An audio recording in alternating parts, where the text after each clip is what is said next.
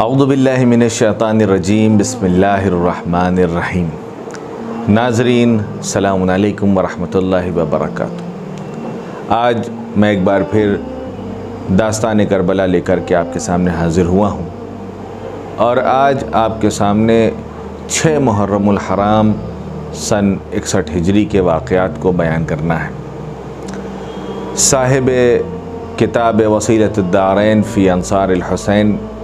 یہ تحریر فرماتے ہیں کہ 6 محرم کے دن بازار کوفہ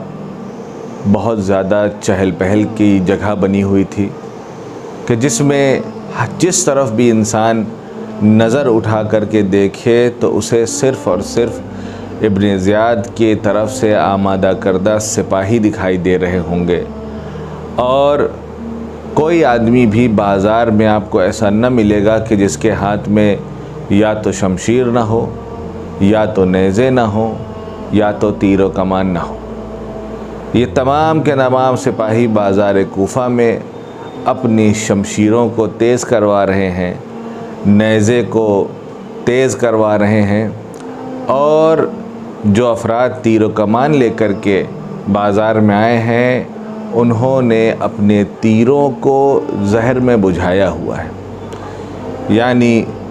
صاحب کتاب کے مطابق،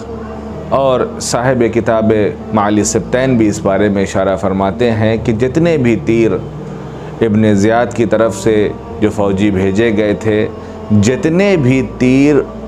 ان افراد نے امام حسین کی طرف رہا کیے تھے وہ سب کے سب زہریلے تیر تھے۔ یعنی اگر تیر بدن میں پوری طریقے سے اگر پیوست بھی نہ ہو اور اس سے کوئی زخم لگ جائے تو بھی انسان کے بچنے کے امکان کم ہو جائے۔ عزیزوں، آپ تصور کریں کہ جو تیر ایک ایک شہداء کو لگا ہے اس میں تیر کا زخم الگ اور اس میں زہر کا کاری پن الگ۔ کتنا ظالم ہوگا آدمی، کتنا شقی القلب ہوگا کہ نواس رسول کے مقابلے میں اس طریقے سے آمادگی کی جا رہی ہے۔ اس کے علاوہ 6 محرم الحرام یہ وہ دن ہے کہ جس دن ایک بڑا دستہ فوجیوں کا اور فوج کا کوفے سے اعزام کیا گیا، کوفے سے بھیجا گیا، اور وہ میدان کربلا میں عمر سعد کی مدد کے لیے پہنچا۔ آپ تصور کریں کہ ایک طرف امام حسین کے مٹھی بھر اصحاب اور ایک طرف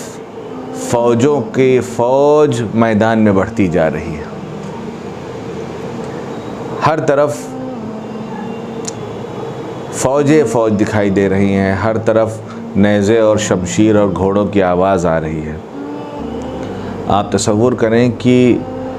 اس مختصر سی جگہ میں جب یہ معلوم چلے اہل حرم کو کہ ابھی تک کوئی نصرت کے لیے نہیں آیا ہے، کوئی مدد کے لیے نہیں آیا ہے، اور فوجیں ان کی تعداد بڑھتی چلی جا رہی ہیں، تو بچوں کے دلوں کا کیا حال ہوگا، اہل حرم کا کیا حال ہوگا، ان کے ذہن میں کیا چل رہا ہوگا، کیا وحشت تھی، کتنا خوف تھا، آپ تصور کریں۔ امام حسین کے بچپن کے ساتھی جناب حبیب، میں نے عرض کیا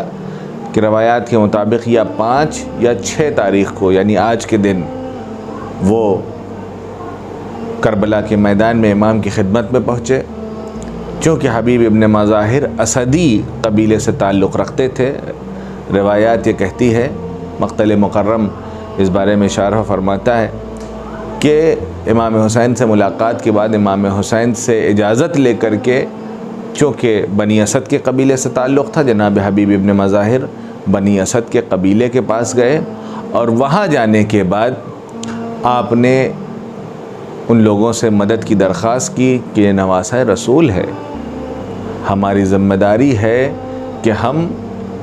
نواس رسول کی نصرت کریں، ان کی مدد کریں، اور ایک بڑی تعداد آپ کی نصرت کے لیے آمادہ بھی ہو گئی، لیکن جیسے ہی عمر سعد کو ایک خبر ملی کہ حبیب ابن مظاہر بنی اسد کے قبیلے کے پاس گئے ہیں، تو فوراً ان کے جاسوسوں نے خبر دیا اور ایک چھوٹی سی مٹبھیڑ ہوئی جس میں کئی عدد بنی اسد کے افراد شہید ہو گئے اور کچھ زخمی ہو گئے۔ اس کے بعد چند افراد، مٹھی بھر، بعض روایات کے مطابق 6، بعض کے مطابق 8 افراد اس بات کے لیے آمادہ ہوئے کہ وہ امام حسین کا ساتھ دیں گے، اور ملتا ہے کہ روز عاشور وہ شہید ہوئے۔ اس کے علاوہ بنی اسد کے قبیلے میں اختلاف ہو گیا، اس میں 3 گروہ میں لوگ تبدیل ہو گئے۔ ایک گروہ وہ تھا جس نے امام حسین علیہ السلام کی نصرت کی،